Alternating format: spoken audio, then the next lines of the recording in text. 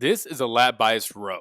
A great exercise on its own, and also a good replacement for either a machine row or a dumbbell row.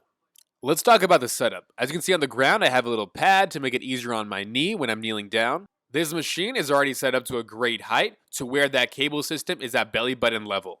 If you don't have a system that looks like this and are doing like a freestanding cable system, you're going to want to set it up to where that cable is also belly button height. And you could set up a bench just like I'm doing right here, right up against that pulley system. Next, let's talk about the footing. For that same arm that I'm using, I like to have that same leg down. So I'm using my right arm and have that right leg down. I like doing it this way because if I'm doing my right arm, it allows me to shift my body a little bit more over to the left. That way when I'm pulling it just straight forwards and backwards versus if I were to have that right leg up, I'd be a little bit shifted over more towards the right. And not only would I be pulling backwards, but I'd also be having to pull out to the side a bit.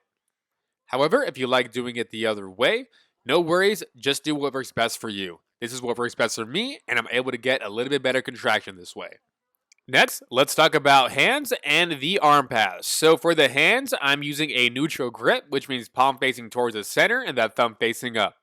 When you are pulling backwards, imagine like you're trying to push that hand and that elbow down towards the ground. This is going to help you get a little more tension on the back and use less of the bicep. Same on that way forward, still imagine like you're pushing that hand and elbow down towards the ground.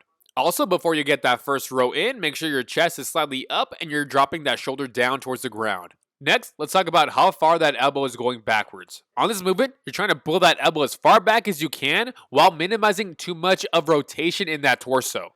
As you can see right here with good form, that elbow is getting just slightly past the seam of the shirt.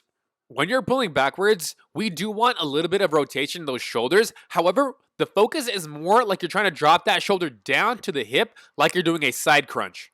As you can see right here, there is slight rotation in that torso, having the shoulder go a little bit back as I'm pulling. However, I'm more focused on pushing that shoulder down to the hip and pushing that elbow down as well. Next, let's talk about the tempo of the movement. As you can see right here, I am controlling that way back, not getting a lot of rotation, pausing at the very back for at least 1 second, if not 2. And then at least 3-second eccentric on that way forward. That way you can focus on pushing that shoulder and elbow down towards the ground and keeping that tension throughout the back. Let's grow those wings. You know what to do. Like and subscribe.